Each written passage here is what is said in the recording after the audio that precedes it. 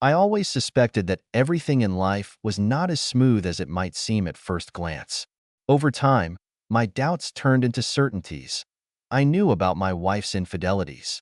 She, my once tender life partner, was secretly weaving threads of other people's passion behind my back. Her secret lover turned out to be my boss, a man who, at first glance, seemed respectable and honorable. He was a full 20 years older than her, an age that I naively assumed would inspire reverence and awe, but as it turned out, it only served to inflame her interest. This man, who had once been my role model and support in business, had shamelessly used his position to conceal his treacherous affair with my wife. He masterfully planned everything so that his every move seemed innocent and justified. Whenever I went on another business trip, it was not an accident, but a deliberate maneuver. Every time I was sent thousands of kilometers away from home, it was not for the good of the cause, but so that they would have time and space for their treacherous games.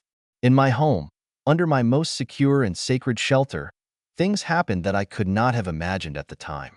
My wife and my boss, a man I trusted, took advantage of the time I was away to shamelessly romp in our bed, the very bed where our shared dreams and plans had once been born.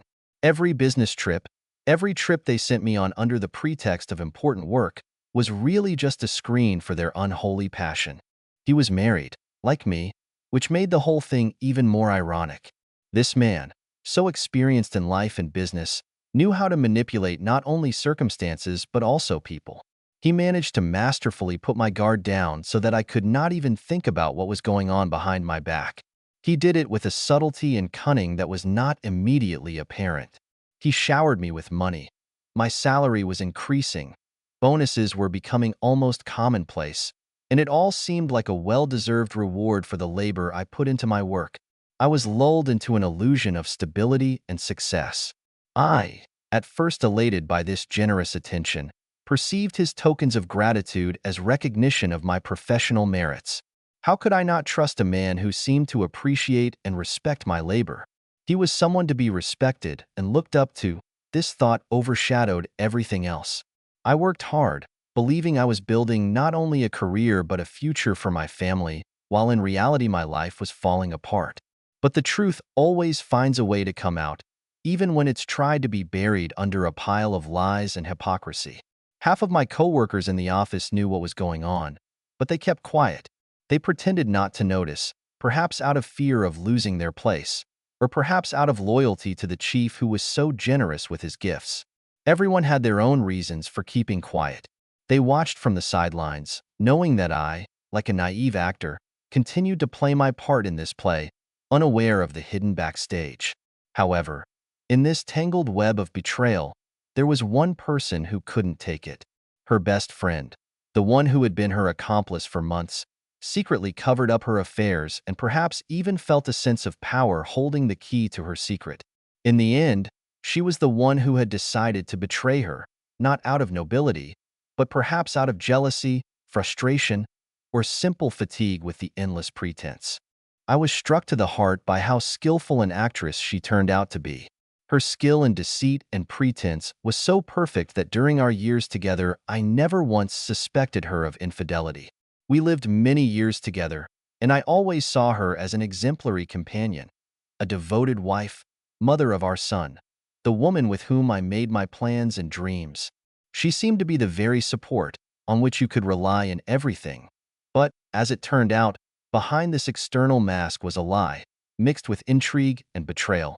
Our son was 8 years old at the time, and every time I looked at his bright, still childishly naive face, my heart shrank with pain. How could she, his mother, ruin it all? It seemed that her perfidy knew no bounds. She played the role of a caring wife and loving mother, easily maintaining the illusion of family comfort as if nothing had happened. In her eyes, in her words, there was not a single hint of the sordid drama that was unfolding behind my back. And I, gripped by deep trust and love, was blind to the game, blind to the cold calculation in her every gesture. When the truth suddenly came to the surface, an anger surged through my veins that I could barely control. My first reaction was an unbridled desire to rip off that mask, to shatter it with a merciless blow. I wanted to storm into my boss's office and smash his face in, to cripple the man who had destroyed my home, who had humiliated me not only as a husband, but as a man to whom he owed his trust. I was overwhelmed by a burning rage so intense that every moment of restraint seemed like an eternity. But even more unbearably, the other half of that frenzied desire was directed toward her, the woman I had once loved. She stood at the center of all this tragedy, and all I wanted to do at that moment was to throw her out of our lives, to banish her forever from our home, which she had desecrated by her treachery. It seemed that in an instant all our years together had lost their meaning, crumbled like a house of cards. But I could hardly contain myself. Anger, rage, and hatred raged through me like a storm, threatening to destroy everything around me, but something kept me from doing anything rash. 3 years is a long time, a time that can change many things: the nature of feelings, the strength of desires, even life itself. I waited those 3 years, patiently and calculatingly, without a shadow of suspicion. Like an experienced chess player, I built my game, carefully thinking through every move. Outwardly, I remained the same husband, father, and worker that I had been before the truth was revealed. Every morning I got up, got down to business, worked with diligence, even with redoubled energy. But behind that diligence was my plan, cold, deliberate, and ruthless. I had learned to wear the mask I had been a stranger to before. Now my every look, my every word was calculated. I played the part of the loving and imperturbable husband, maintaining the very semblance of marital happiness she had once created. The more I knew, the more skillful I became in the art of pretense, and this was not so much out of fear or weakness as for my ultimate goal. I needed time, time to make my way to freedom, to leave without anyone suspecting, so that my disappearance would be sudden to her and to all those who saw me as the same deceived husband. I worked hard, immersing myself in my work with redoubled vigor. In the eyes of others, I became even more diligent, dedicated, successful. My boss, the very person who was the cause of all this drama, saw me as an ideal subordinate, even a friend. I was able to gain his trust so deeply that he never suspected my true game for a second. I accepted generous bonuses from him, worked on the projects he trusted me with, not knowing that every step he took only brought me closer to the end. While on the outside I was living my old life, on the inside I was building a whole new one. Secretly from everyone, especially my wife, I started building a house. The house was a symbol of a new beginning for me, a place where I could find peace, away from all the ghosts of the past that enveloped my current world. I chose a town that was a decent distance away, far enough away that she had no way of easily reaching me. This place was to be my fortress, a refuge from her lies and betrayal. I didn't put it in my own name. I was careful, perhaps too careful, but I needed that precaution. I put the house in my sister's name, the only person I could trust at that moment. Everything was done in complete secrecy, so that neither my wife nor those who might be watching my steps would suspect that I was preparing the ground for my disappearance. I had thought of everything in detail, careful not to leave any trace. My face remained calm, my words without a shadow of suspicion. No one knew that in my head, like a complex mechanism, I was building a plan of escape, not a sudden one, with storms and loud scandals, but a quiet and cold one, when she would realize that I was no longer the one she had betrayed. During these 3 years, I did not just wait and wait, I acted. In the shadows, unnoticed by others, I was building my new life, stealing little by little, slowly but surely collecting funds for the future. They were small sums that did not attract attention, but in time they turned into considerable capital. I was careful, skillful, like a thief who knows all the ins and outs. The money that settled in secret accounts became for me the very foundation on which I planned to build my independence. I prepared this moment for a long time, thoughtfully, carefully checking every step, every action. I no longer cared about their feelings or their fates. I was absorbed only in my goal. Everything that happened within the walls of my house and at work seemed to me a waste of time, a stage set behind which another, much more important play was being played out. I was no longer a husband, a devoted father, or a co-worker. I was a hunter waiting for the moment when his trap would slam shut. And then the day came, the moment no one could have predicted. Everything went on as usual. Nothing gave away the impending blow. Outwardly, everything was familiar. I was still working on important projects, communicating with colleagues, exchanging duty phrases with my boss. But inside, I was seething with a sense of near triumph, the moment I had been planning all these long years. I was ready to strike the blow that would bring no return. My revenge was well thought out, cold-blooded, and precise, like a surgical incision. One day, I took an expensive and promising project on which I had worked for many months, and, without too much emotion, leaked it to competitors. The deal was quick, cold, and profitable for me. The competitors gladly accepted such a generous offer, not realizing that behind it was not just a commercial gain, but an act of personal revenge. The round sum I received as a result of this deal was not just money for me. It was a symbol of the final break with the past. But I didn't stop there. I knew too much about what went on behind the closed doors of our company. Over the years, I had witnessed a lot of gray schemes, dirty deals, and machinations that the bosses were so careful to hide from the outside world. And, as a final chord, I leaked all these details to the tax authorities. Every detail, every little thing, every shady scheme. All this I handed over to the authorities with cold calculation, knowing what a disaster it would turn out to be for them. No one expected this blow. It was done so quietly, that their world collapsed in an instant, without warning, like a sudden storm. When the firm was searched, everything happened quickly, almost instantly, as if lightning had struck the very heart of the company. Time seemed to stop when I saw the law enforcement officers coldly and unhesitatingly seize all the documentation, taking it out in packs in white plastic boxes. The faces of my colleagues were frozen in bewilderment and fear. Someone tried to explain something, to justify himself, but it didn't matter anymore. The ship was sinking and there was no escape. I watched with a silent satisfaction hidden behind a mask of anxiety. Outwardly, I looked as confused as the rest of them, but inside I was filled with a sense of absolute victory. My plan had come to fruition, and now all that remained was to watch everything they had spent so long building, so carefully concealing, crumble. But there was one more, the last scene of this play. A confession to the one that had destroyed our home long before these events. When I got home that day, my wife already knew. Her face was white as chalk, her eyes filled with fear and pain. She rushed toward me, barely had I crossed the threshold. Her hands clenched convulsively around my neck as if that gesture could make everything better. In her eyes, I could see the despair that gripped her soul as she realized that the fragile world she'd worked so hard to build in secret had finally crumbled. I stared at her, silent, cold, and in that moment all my restrained feelings found their way out. I opened up to her, told her everything about knowing everything from the beginning, about her affair with my boss, about how she'd ruined our life day after day while I'd watched in silence.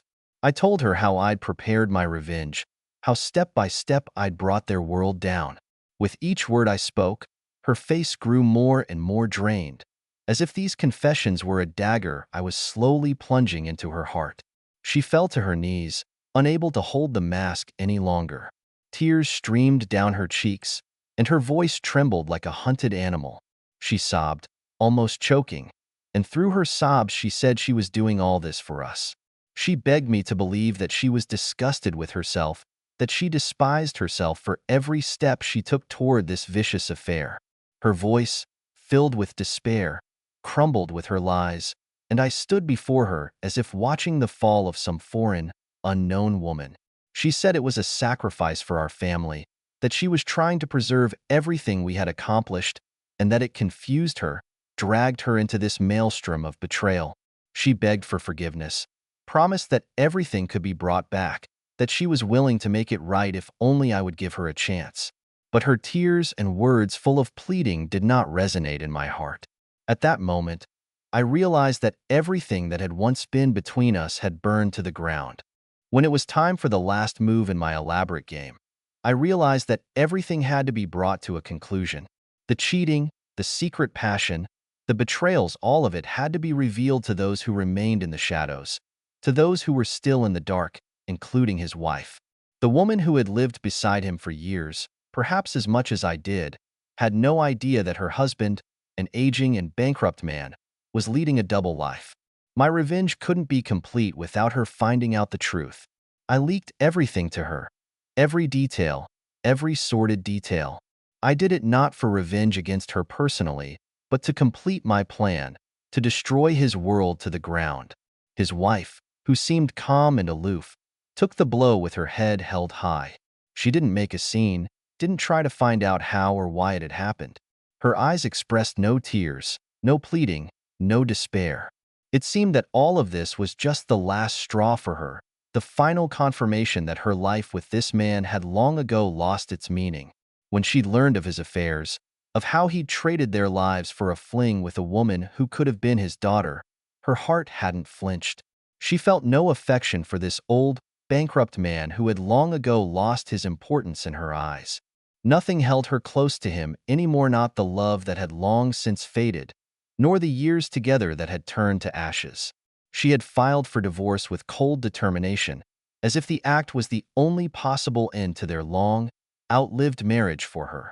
His life crumbled the moment he realized he had lost everything: his wife, his business, and most importantly, his self-confidence, his power on which he had built his last years. A little time passed, and I learned that this man could not bear all the weight that had been heaped on him from all sides. His body, old and tired from violent passions, from constant playing with fire, could not bear such a blow. He became ill and was taken to the hospital, where he spent his last days, surrounded not by the care of his loved ones, but by the emptiness that grew more and more around him. Finally, his heart, exhausted by tension and stress, gave out. He died of a heart attack, unable to bear the burden he had created for himself. His death did not bring me joy, but I did not feel regret. It was just the inevitable outcome of the life he had chosen. Now my life had taken the shape I had dreamed of during those long years of waiting and calculating.